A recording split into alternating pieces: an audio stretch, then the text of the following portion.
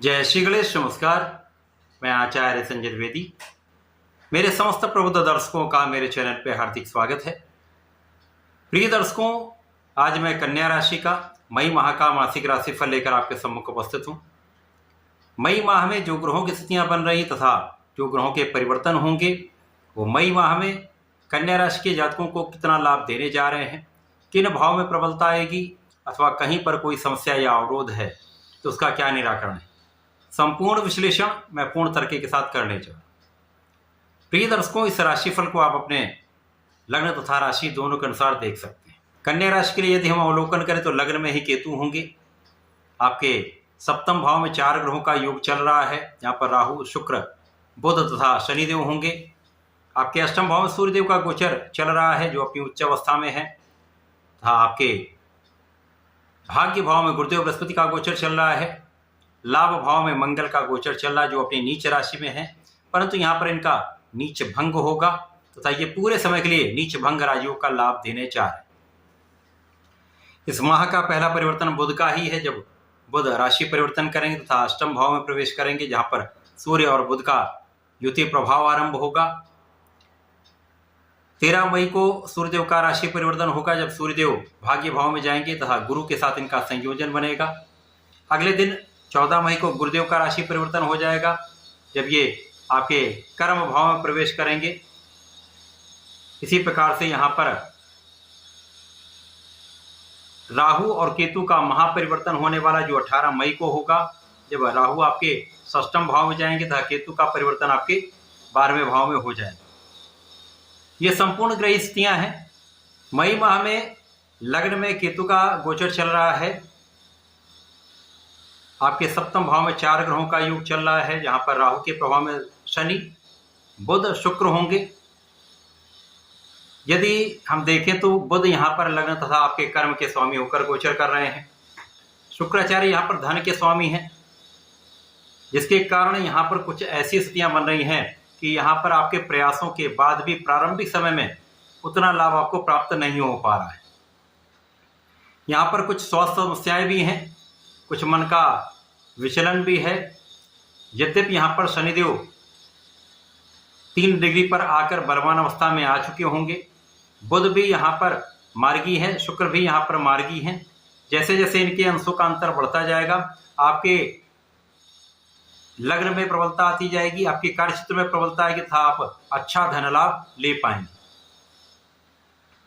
अब सूर्यदेव अष्टम भाव में है, यद्यपि यहाँ पर सूर्य को कोई त्रिक दोष नहीं होता है, तो यहाँ पर ये विपरीत राजयोग में भी होंगे।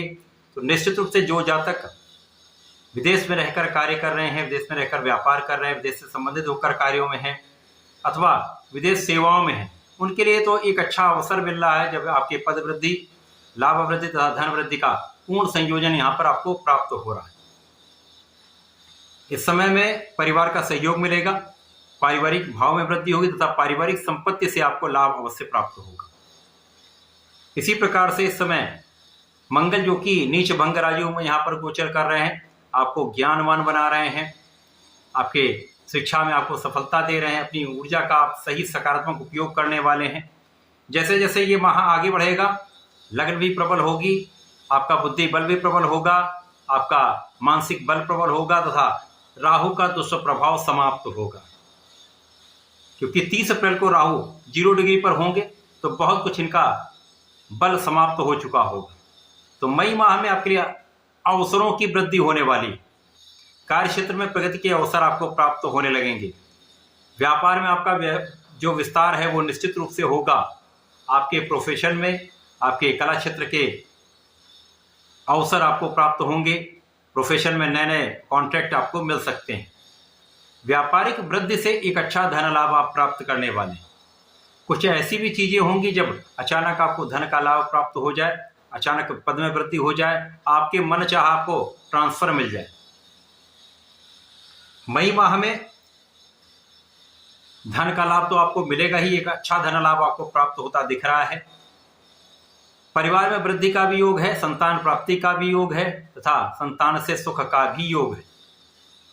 यदि आप प्रतियोगिता परीक्षा की तैयारी कर रहे हैं, यदि इस समय आप संपूर्ण प्रयास कर लेते हैं तो इस समय आपके नौकरी का भाव प्रबल हो रहा, आपको अच्छी नौकरी प्राप्त हो सकती है। सरकारी नौकरी के प्रयास में भी आपको सफलता मिल सकती है।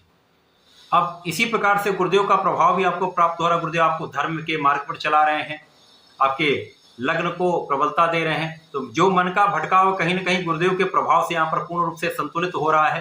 तो ज्ञान और बुद्धि का यहाँ पर बहुत अच्छा संयोजन बन रहा है इस माह में, जो आपको विशेष रूप से लाभ देने वाला होगा। बुध जब राशि परिवर्तन करके अष्टम भाव में जाएंगे तो यहाँ पर शारीरिक तथा कर्म के स्वामी होकर अष्टम भाव में होंगे, जिसके कारण कुछ मौसम के रोग हो सकते हैं, कुछ स्किन से संबंधित समस्या हो सकती है, एलर्जी हो सकती है। आपको अपने स्वास्थ्य का ध्यान रखना चाहिए। इसी प्रकार से वाणी में कुछ दूषित प्रभाव आ सकता है, जहां आपको विशेष रूप से ध्यान देना होगा। इस समय आप निष्ठा के साथ अपने कार्य को करें, पूर्ण प्रयास करें। यद्यपि जब शारीरिक स्वास्थ्य अच्छा नहीं होता तो आप उतना परिश्रम नहीं कर पाते हैं, परंतु आपको प्रयास तो 100% करना चाहिए। जब सूर्यदेव भाग्य भाव में चले जाएंगे तो सूर्य और गुरु का महायोग बन जाएगा। ये योग आपके लिए अत्यंत विशेष है। यद्यपि ये केवल 2 दिन के लिए होगा, परंतु आपको महालाभ देने वाला है।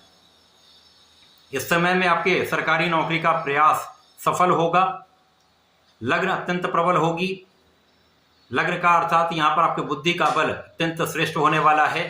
इसी प्रकार से इस समय आपके परिश्रम में वृद्धि होगी तथा यहाँ आप अपने ज्ञान से, शिक्षा से, संतान से संपूर्ण लाभ प्राप्त कर पाएं। संतान सुख आपको प्राप्त हो।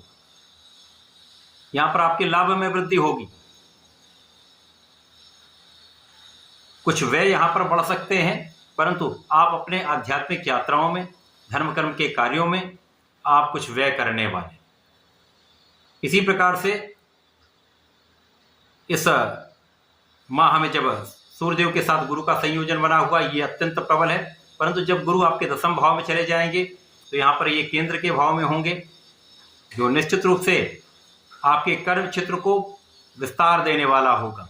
कर्म क्षेत्र की जितनी भी समस्याएं हैं उनका हल निकलेगा, आपको लोगों का सहयोग मिलेगा, आप एक अच्छा कार्य कर पाएंगे। यद्यपि इस पूरे माह में जब बुध आपके अष्टम भाव में रहेंगे, कहीं ना कहीं एक अज्ञात भय बना रहेगा, बिना कारण तनाव बना रहेगा, परंतु यहाँ पर लाभ में या धन में किसी प्रकार की बड़ी समस्या का कोई योग नहीं बन। जब राहु और केतु का परिवर्तन हो जाएगा तो आपके लग्न से राहु और केतु का प्रभाव समाप्त होगा, तो आपके मन का विचलन समाप्त हो जाएगा, आपका भ्रम दूर हो जाएगा, अज्ञात भय समाप्त हो जाएगा तथा इस समय में आपके लिए सफलता के कई मार्ग बनने लगेंगे।